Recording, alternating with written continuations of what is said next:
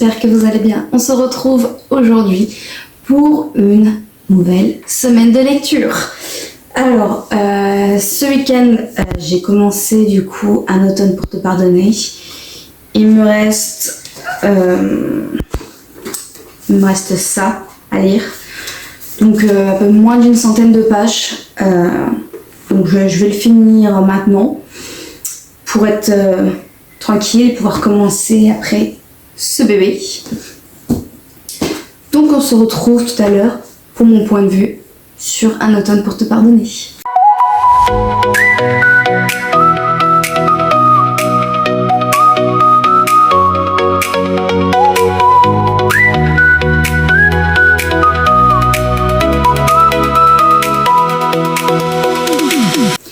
Je viens de finir Un automne pour te pardonner. Et c'est un réel coup de cœur. Ça m'étonne parce qu'en fait, de base, je ne voulais pas les lire.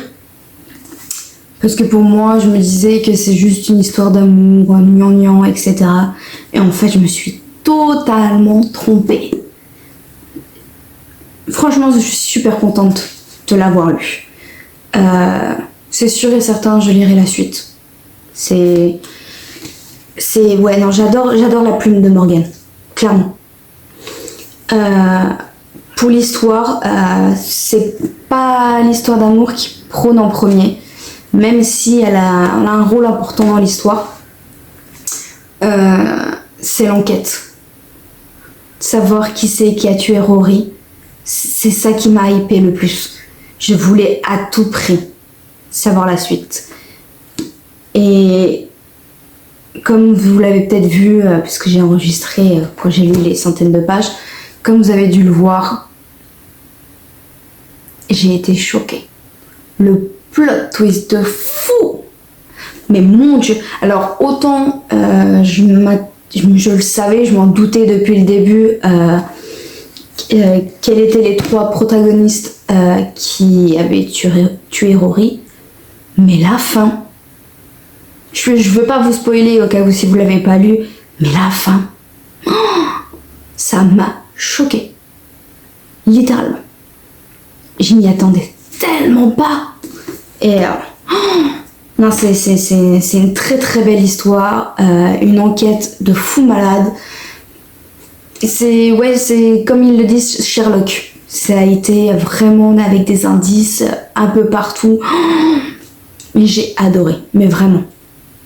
Donc ouais, c'est un réel coup de cœur et je le recommande très très fortement. Et j'ai hâte de lire la suite. Est-ce que la suite sera meilleure que celui-là? Je ne sais pas.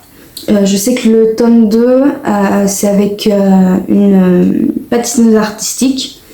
Est-ce que ça sera le même genre? Je sais pas. Mais pour l'instant, la plume de Morgane m'a beaucoup plu. Maintenant, je vais lire Vulgata Dominium de Sloane M. Gistar, édité chez Contredire.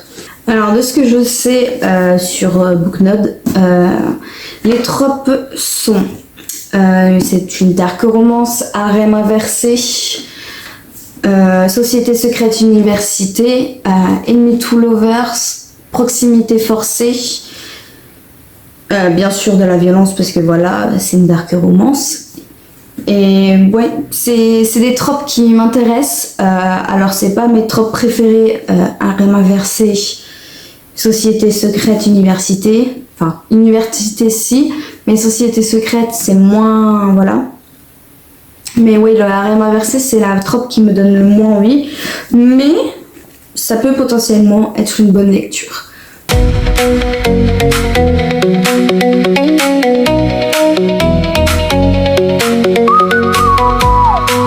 Good morning! Alors je vous fais un récapitulatif d'hier. J'ai lu Vulgata Dominium du coup et je me suis arrêtée. Il est où marque-page? Je me suis arrêtée à la page 207, donc j'ai lu la moitié.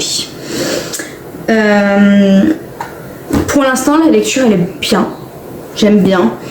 Après le harem inversé, je savais qu'il allait un tout petit peu me déranger parce que c'est pas une trope qui m'intéresse énormément. En ayant lu Sick Boy de Clarissa Wilde, en fait j'ai l'impression la harem inversé avec société secrète, université, ça se ressemble. Après l'histoire n'est pas la même, mais je sais pas, c'est pas quelque chose que j'adore, mais pour l'instant c'est bien, j'aime bien l'histoire, j'attends de voir. Aujourd'hui je sais pas si j'arriverai à le finir, je vais essayer, mais j'ai des vidéos à tourner, etc., donc je verrai bien, et puis on se retrouve plus tard, peut-être pour ma revue sur ce livre, ou sinon ça attendra demain.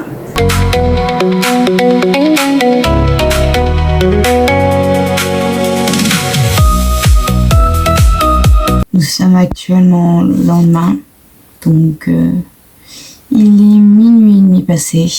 J'ai passé une journée horrible avec une migraine, et donc elle est passée il y a seulement quelques heures.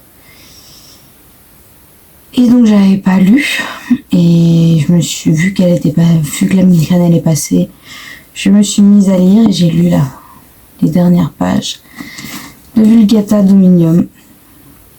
Et je m'attendais pas à ça en fait. Je m'attendais à un peu comme Sick Boys, à vraiment un harem inversé. Là c'est plus long. Il faut que je lise le tome 2 pour savoir la suite à tout prix. Parce que là, c'est pas vraiment... En fait, ça concerne les 4 protagonistes masculins, ça ok. Mais il n'y en a qu'un seul qui vraiment court après la protagoniste. Donc c'est un harem inversé, mais très, très doucement. Après, ce n'est pas un coup de cœur. Comme je l'ai dit, harem inversé, c'est pas non plus le genre de trope que j'adore. Mais c'était quand même une bonne lecture, hein, je ne dis pas. Mais voilà, il faut que je sache la suite pour savoir si vraiment c'est vraiment une bonne duologie. Pour l'instant, je sais pas, je suis mitigée. J'arrive pas à savoir si j'aime bien ou pas. Je trouve que ce tome 1 a posé le décor, a expliqué beaucoup plus la situation que rentrer dans le sujet du harem inversé. Donc je sais pas. Pour l'instant, je suis perdue, je sais pas. Il faut que je lise le tome 2. Mais ça reste quand même une bonne lecture, je dirais, même si je me sens un peu perdue. Donc là, je vais commencer ma prochaine lecture pour cette semaine, qui est Pour le cœur d'un tigre de Emma Seiji, édité chez J'ai lu. Ça aussi, c'était une lecture que j'attendais énormément. Ça fait des années que je repassais. Je sais plus combien de tomes il y a en tout, je crois qu'il y en a 4. Et ça fait très longtemps que j'en entends parler et que je me suis jamais penchée dessus. Et donc là, vu que c'était à la médiathèque près de chez moi, j'en ai profité pour le prendre. Et donc oui, je vais commencer cette lecture en espérant l'apprécier.